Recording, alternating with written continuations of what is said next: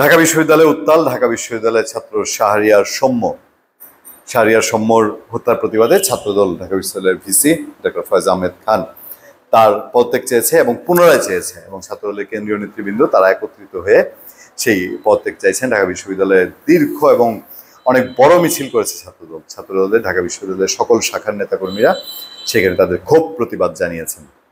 বিষয়টা সেখানে না, বিষয়টা হলে এ নিয়ে অলরেডি রাজনীতি শুরু হয়েছে।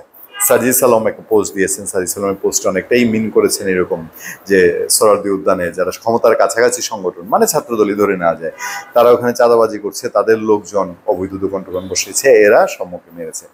যদিও এটা নিয়ে বিতর্কটা কোন জায়গায় দেখেন, ডিবি পুলিশ 3 জনকে ধরেছে। পত্রপত্রিকাতেই রিপোর্টে বলা হচ্ছে যে রাত্রেবেলায় 2টা মোটরসাইকেলের একটা আরেকটার সাথে একটু ধাক্কা নিয়ে কথা কাটাকাটির পর্যায়ে এক পর্যায়ে ছুরিকাঘাত করা হয়, সব মারা যায়। ঢাকা মেডিকেলে নেওয়ার পরে মারা যায়, সেখানে পুলিশ যায়। এবং দেখেন মানে বিষয়টা কি যে রাত্রেবেলায় 3 জন লোক ঘুলের সাথে ছোড়া নিয়ে ঘুরে, তাইলে এরকম না? আর আরেকটা জায়গায় সম্যর সাথে বন্ধু বান্ধব যারা আছেন তারা বলছেন তারা আড্ডা দিয়ে ফিরছিলেন 12টার কিছু আগে, সেই সময় 10-12 জন গিয়ে সৌম্যকে আঘাত করে সৌম্য মারা যান।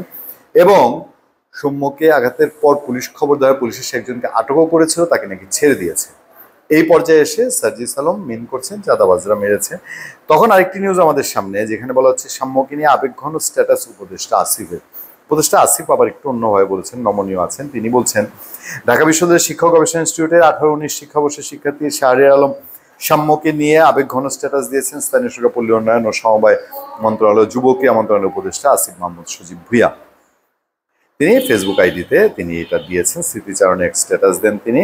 পোস্টে আসিফ লেখেন 2019 সালের দিকে ক্যাম্পাসে গেস্ট রুম নির্যাতনের বিরুদ্ধে কিংবা শিক্ষার্থীদের যে কোনো যৌক্তিক দাবির আন্দোলনে আমাদের সঙ্গে যেসব মুখ সবসময় দেখা যেত, সাম্য তাদের একজন।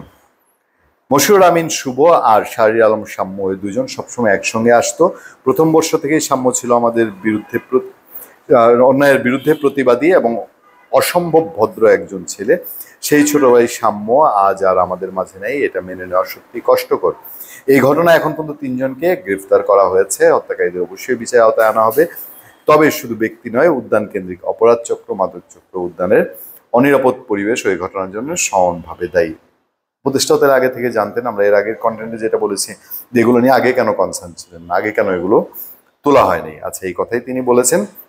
তিনি আরো লেখেন ইতিমধ্যে ঢাকা প্রশাসন, গণতন্ত্র মন্ত্রণালয়, ডিএমপি সহ সংশ্লিষ্ট কর্তৃপক্ষের সঙ্গে কথা বলেছি। বিশ্ববিদ্যালয় প্রশাসনের পরামর্শ অনুযায়ী খুব শীঘ্রই উদ্যানে একটি নিরাপদ স্থানে পরিণত করা হবে, একটা প্রাণের বিনিময়ে নিরাপদ স্থানে পরিণত করা হবে। তো এই হচ্ছে আপত্তি এবং কষ্টের ব্যাপার।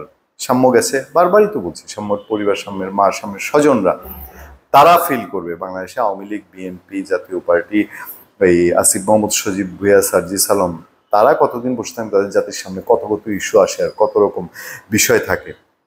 কষ্টটা এখানেই যে রাজনীতির প্রয়োজনে মানুষের আসলে রূপ কত ধারণ করে, এইটা বোঝা খুব মুশকিল।